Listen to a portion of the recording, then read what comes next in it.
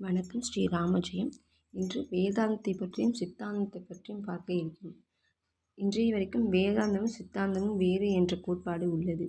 வேதாந்தம் சித்தாந்தம் வேறு என்னால் கண்களிக்கும் நாதாந்த மோன நலமே பராபரமே என்று தாய்மன்னர் சொல்கிறார்.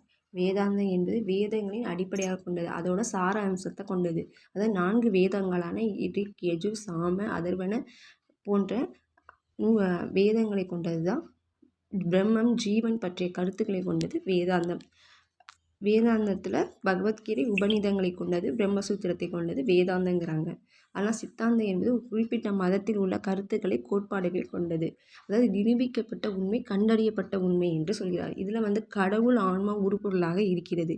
இதில் சைவ சித்தாந்தம், வைமன சித்தாந்தம், பௌத்த சித்தாந்தம் என்று சொல்கிறார்கள். இதில் வட இந்தியா சைடில் பார்த்தா நமக்கு காஷ்மீரா சைவம் என்றும், நடுவில் பார்த்தோன்னா வீர சைவம் என்று, தெற்கு சைடு பார்த்திங்கன்னா சைவம் என்று சொல்கிறார்கள்.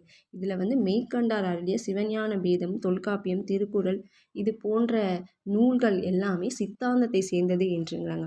வேதாந்தங்கள் அடிப்படையாக கொண்டது வேதங்கள், 4 வேதங்களை கொண்டதாகவும், சித்தாந்தம்ங்கிறது சில தொல்காப்பியம், திருக்குறள் போன்ற சில நூல்களை கொண்டது தான் இந்த சித்தாந்தங்கிறாங்க.